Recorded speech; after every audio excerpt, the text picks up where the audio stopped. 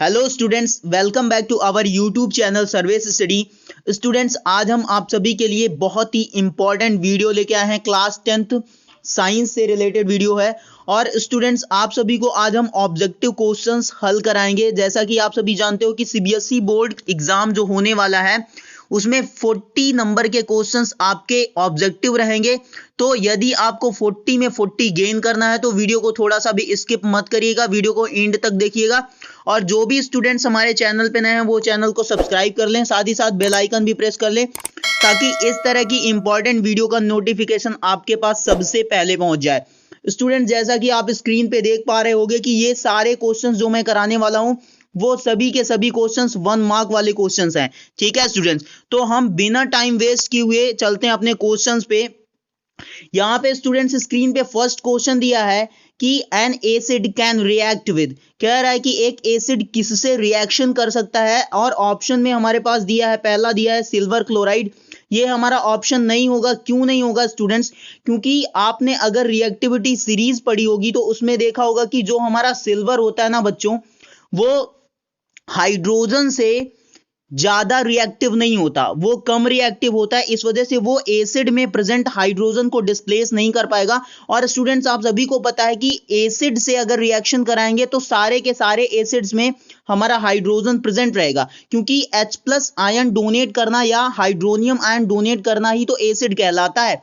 तो अगर कोई भी एसिड का एग्जाम्पल लो, जैसे कि हमारे पास हाइड्रोक्लोरिक एसिड है, या फिर H2SO4 हो गया, सल्फ्यूरिक एसिड हो गया, या फिर आप ले सकते हो HNO3 ले सकते हो।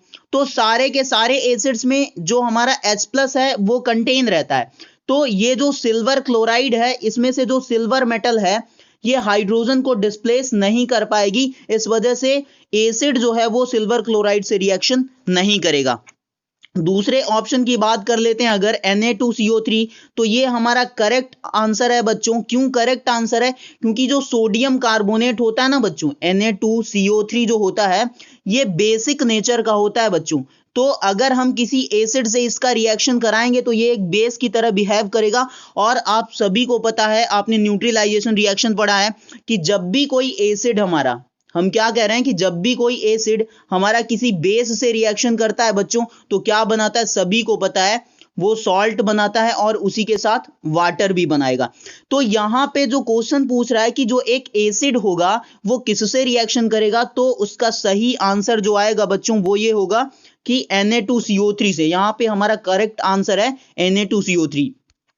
अदर ऑप्शन की हम बात कर लेते हैं थोड़ा सा कि जो PbSO4 है उससे रिएक्शन क्यों नहीं होगा बच्चों, उसका भी रीजन हम दे देते हैं। क्योंकि जो PbSO4 और ये जो Na2SO4 है, ये दोनों ही जो सॉल्ट हैं ये एसिडिक सॉल्ट हैं बच्चों, और एसिड सॉल्ट से रिएक्शन नहीं करता है। ठीक है स्टूडेंट्स, तो यहां पे करेक्ट आंसर जो होगा वो हमारा होगा Na2CO3 बच्चों। ठीक है, हम चलते हैं अपने अगले क्वेश्चंस की तरफ। अगला क्वेश्चन स्टूडेंट्स स्क्रीन पे आपको दिख रहा होगा, कह रहा है कि विच of the following gives CO2 on heating.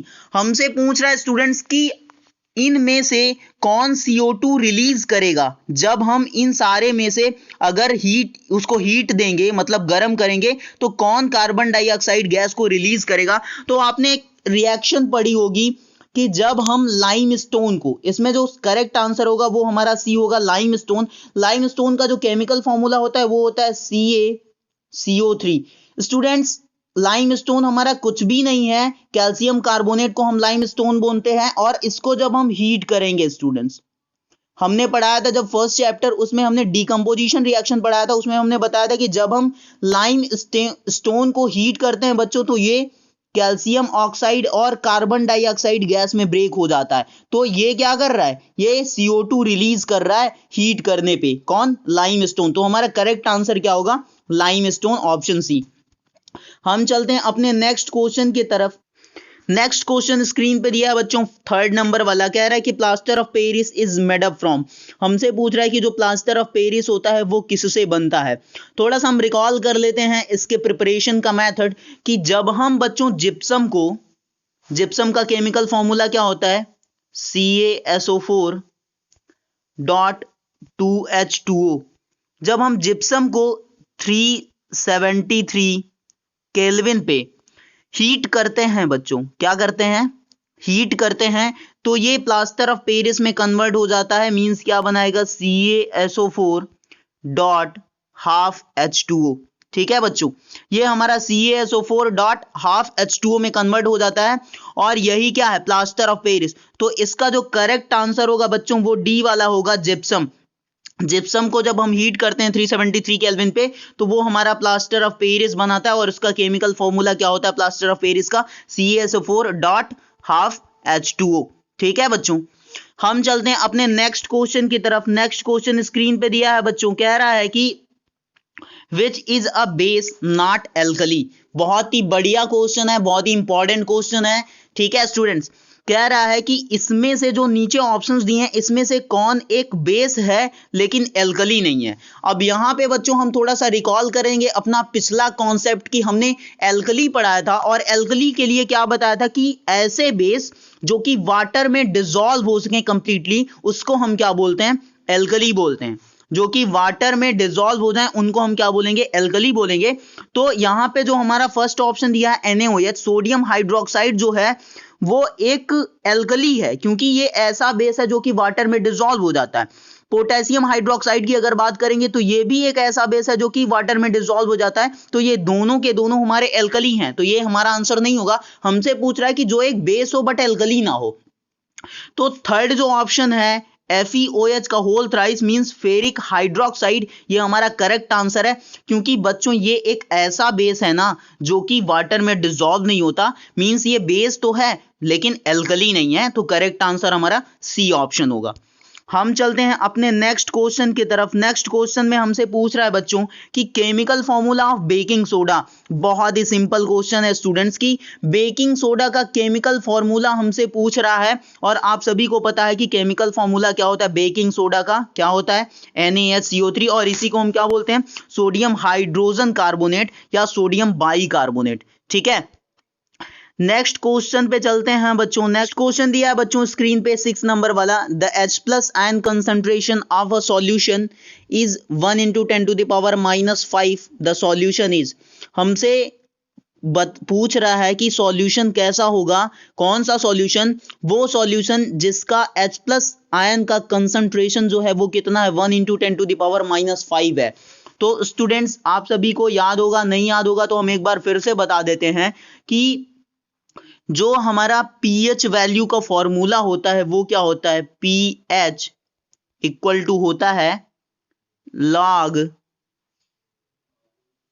Bracket में हाइड्रोजन आयन का कंसंट्रेशन के पावर -1। ये होता है pH का फॉर्मूला होता है। अगर यहां से हम सॉल्व करें इसको थोड़ा सा तो ये क्या हो जाएगा बच्चों, log, और H+ आयन का कंसंट्रेशन हमारे पास दिया है 1 × 10⁻⁻5 के पावर -1 फॉर्मूले वाला, और ये सॉल्व होके क्या आ जाएगा हमारा log 10⁵। ठीक है स्टूडेंट्स, और ये किसके बराबर आ रहा है बच्चों, pH के बराबर। अगर यहां से हम एंटी लॉग लेंगे, क्या करते हैं बच्चों, pH हमारा क्या आ रहा है, pH इक्वल टू log 10⁵। यहां से एंटी लॉग लेंगे तो ये क्या होगा, 10⁻, pH हो जाएगा क्योंकि बेस हमारा 10 है, और ये इधर हो जाएगा 10⁵। अगर यहां से हम कंपेयर करेंगे तो जो pH आएगा सॉल्यूशन का वो कितना आ रहा है, 5 आ रहा है बच्चों। तो 5 pH किसका होता है बच्चों, इसका मतलब ये कैसा सॉल्यूशन होगा, एसिडिक होगा, क्योंकि हम जानते हैं कि जो एसिड सॉल्यूशंस होते हैं, जो एसिड्स होते हैं उनका जो pH होता है वो <7 आता है, और जो बेस होते हैं वो <7 या 14 के अंदर तक होते हैं। ठीक है, तो ये pH कितना आ रहा है, 5 आ रहा है। इसका मतलब सॉल्यूशन कैसा है बच्चों, एसिडिक सॉल्यूशन है। तो करेक्ट आंसर क्या है बच्चों, एसिडिक। ऑप्शन ए इसका करेक्ट आंसर है। ठीक है बच्चों, हम चलते हैं अपने नेक्स्ट क्वेश्चन पे। नेक्स्ट क्वेश्चन दिया है स्क्रीन पे, आप सभी देख पा रहे होंगे 7 नंबर वाला, कि an aqueous solution with pH 0 is. ये तो बहुत ही सिंपल क्वेश्चन है बच्चों। कह रहा है कि एक एक्वस सॉल्यूशन है जिसका जो pH वैल्यू है ना बच्चों वो कितना है, pH कितना दे रहा है, 0 दे रहा है। तो ये क्या होगा बच्चों, ये तो मोर एसिडिक सॉल्यूशन होगा। तो इसका भी करेक्ट आंसर क्या होगा, ऑप्शन ए एसिडिक। ठीक है, नेक्स्ट क्वेश्चन पे चलते हैं। नेक्स्ट क्वेश्चन दिया है बच्चों यहाँ पे स्क्रीन पे, कह रहा है कि setting of plaster of Paris takes place due to. हमसे पूछ रहा है कि जो प्लास्टर ऑफ पेरिस होता है वो किस तरीके से बनता है, ठीक है, क्या होता है बच्चों। तो अभी इसके पहले क्वेश्चन आया था कि हम प्लास्टर ऑफ पेरिस किससे बना सकते हैं, तो हम जिप्सम से बना सकते थे, और हम वहां पे जिप्सम को क्या कर रहे थे बच्चों, उसको हम 373 केल्विन पे हीट कर रहे थे, ठीक है।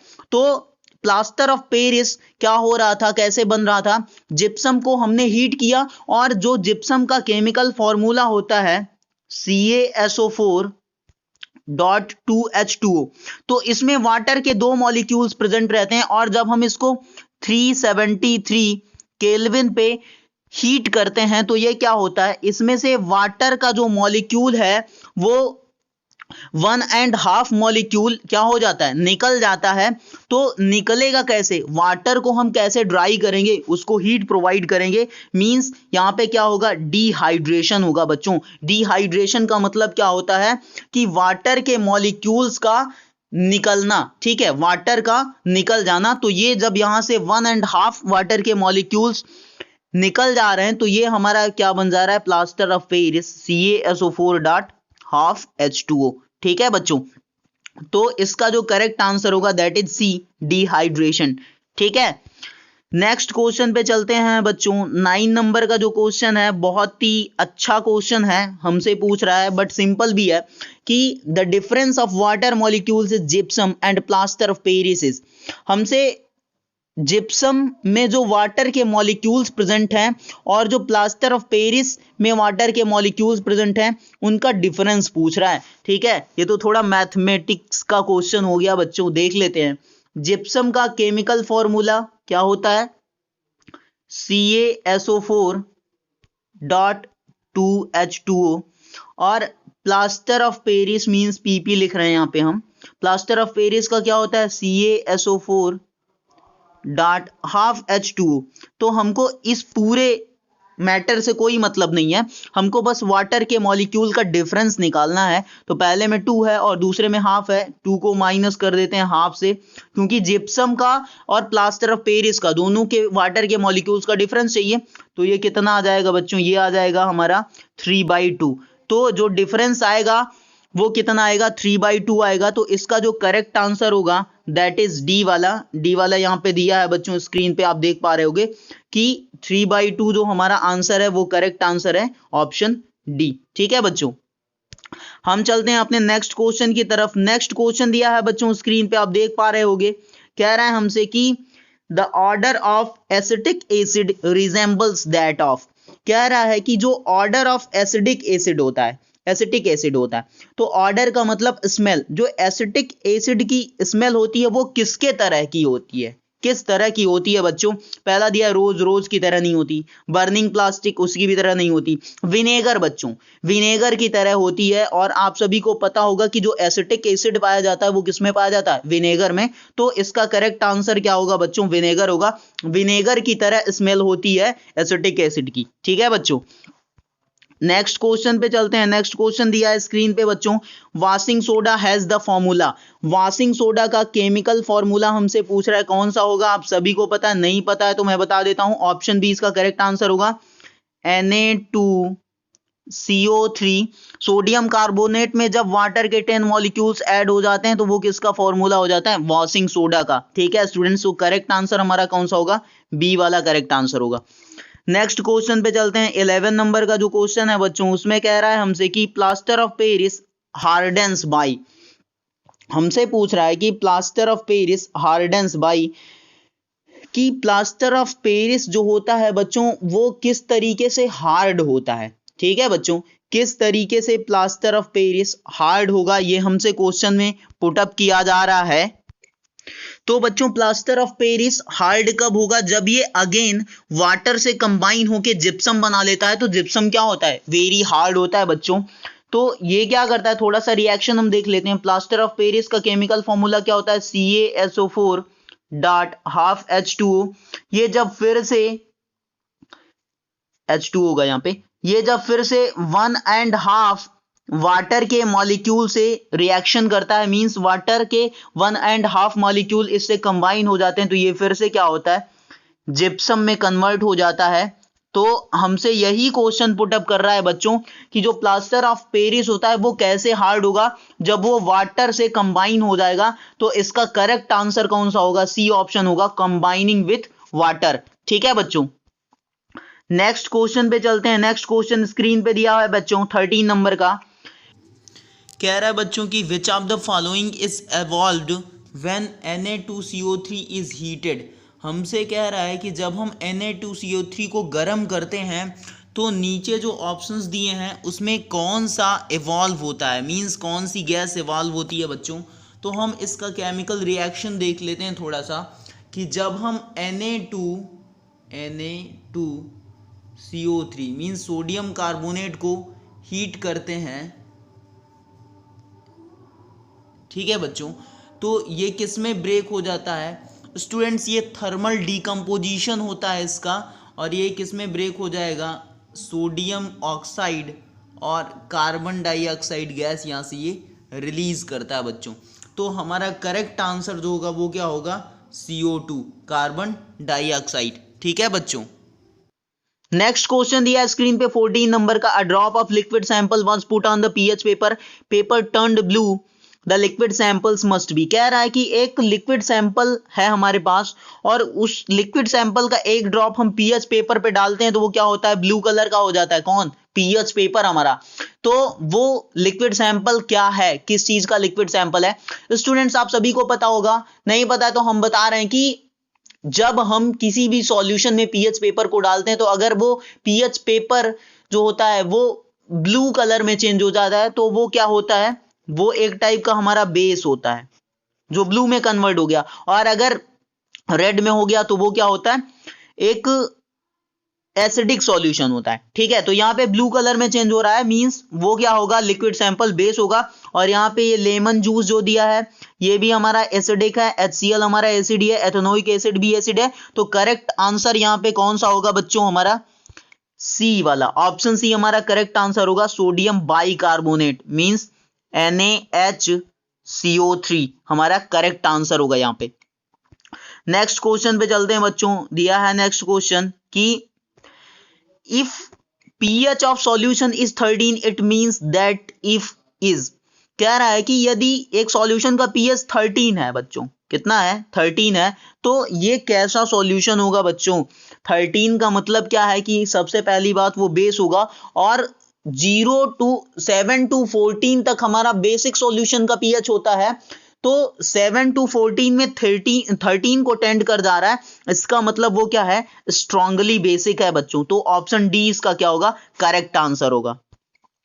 नेक्स्ट क्वेश्चन पे चलते हैं बच्चों। नेक्स्ट क्वेश्चन यहां पे दिया है कि how is concentration of hydronium ions H3O plus affected when a solution of acid is diluted.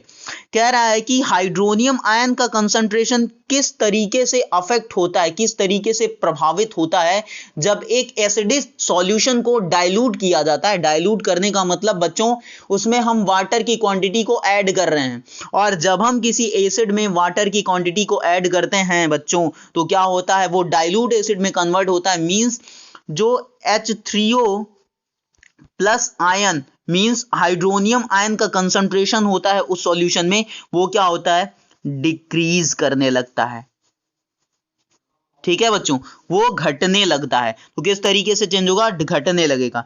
ठीक है, नेक्स्ट क्वेश्चन है बच्चों 17 नंबर का। What effect does the concentration of H plus ions have the nature of the solution. कह रहा है कि क्या इफेक्ट पड़ता है, does the concentration of H plus ion, किसी सॉल्यूशन के नेचर पे क्या इफेक्ट पड़ता है, उसके H प्लस आयन होने से। तो अगर ज्यादा H प्लस आयन है तो क्या होगा, मोर एसिडिक सॉल्यूशन होगा। ठीक है बच्चों, नेक्स्ट क्वेश्चन पे चलते हैं। 18 नंबर का क्वेश्चन भी यही सेम दे दिया है। ठीक है, ये मिस प्रिंटिंग हो गई थोड़ा सा।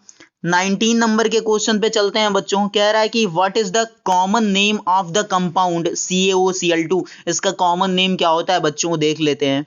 ब्लीचिंग पाउडर होता है, ब्लीचिंग पाउडर, POWDER। ठीक है, ब्लीचिंग पाउडर, और इसका केमिकल नेम क्या होता है बच्चों, कैल्शियम हाइपोक्लोराइट। नेक्स्ट क्वेश्चन देख लेते हैं, कह रहा है कि name the substance which on treatment with chlorine yields bleaching powder. हमसे पूछ रहा है कि उस सब्सटेंस का बच्चों हमको नाम बताना है कि जब हम क्या करते हैं उसको ट्रीट करते हैं क्लोरीन के साथ तो वो किस में कन्वर्ट हो जाता है, bleaching powder. Means bleaching powder का प्रिपरेशन मेथड पूछ रहा है, तो कौन सा सब्सटेंस होता है बच्चों, जब हम जो हमारा लाइम होता है, स्लेक्ड लाइम होता है, उसको हम क्या करते हैं जब क्लोरीन गैस के साथ रिएक्शन कराते हैं, मींस स्लेक्ड लाइम की अगर बात करें हम, स्लेक्ड लाइम, तो उसका केमिकल फॉर्मूला क्या होता है, कैल्शियम हाइड्रोक्साइड।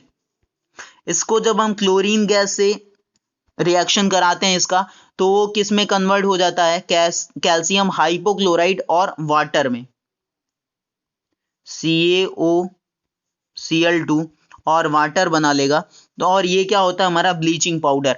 तो हमसे कह रहा है कि name the substance which on treatment with chlorine yields bleaching powder. उस सब्सटेंस का नाम बताओ जिसका रिएक्शन हम क्लोरीन गैस से कराते हैं तो वो किस में कन्वर्ट हो जाता है, ब्लीचिंग पाउडर में। तो करेक्ट आंसर क्या होगा, स्लेक्ड लाइम होगा, कैल्शियम हाइड्रोक्साइड। करेक्ट आंसर क्या होगा बच्चों, कैल्शियम हाइड्रोक्साइड या स्लेक्ड लाइम। नेक्स्ट क्वेश्चन है students, name the sodium compound which is used for softening hard water. हमसे पूछ रहा है उस सोडियम कंपाउंड का नाम बताओ जो कि हार्ड वाटर को सॉफ्ट बनाने के लिए यूज किया जाता है। तो इसका करेक्ट आंसर होगा बच्चों sodium carbonate, sodium carbonate Na2CO3 इसका केमिकल फॉर्मूला होगा। ये एक सोडियम का कंपाउंड है बच्चों। क्या कह रहा है हमसे कह रहा है बच्चों की a solution turns red litmus blue, its pH is likely to be. एक सॉल्यूशन है, उसका जो लिटमस का पेपर जब हम उसमें डालते हैं तो वो रेड लिटमस को ब्लू कर देता है। रेड लिटमस को ब्लू कर दिया, इसका मतलब क्या है बच्चों की वो कैसा सॉल्यूशन है, बेसिक सॉल्यूशन है। तो 1 4 5 ये तो इसका आंसर नहीं होगा। नेक्स्ट वाला ऑप्शन देख लेते हैं 10, ये इसका करेक्ट आंसर है, क्योंकि बेसिक नेचर जो होता है, मतलब जो बेस का pH वैल्यू होता है वो 7 to 14 होता है, तो 7 to 14 के बीच में ही तो हमारा 10 आता है। तो करेक्ट आंसर क्या होगा, 10 होगा।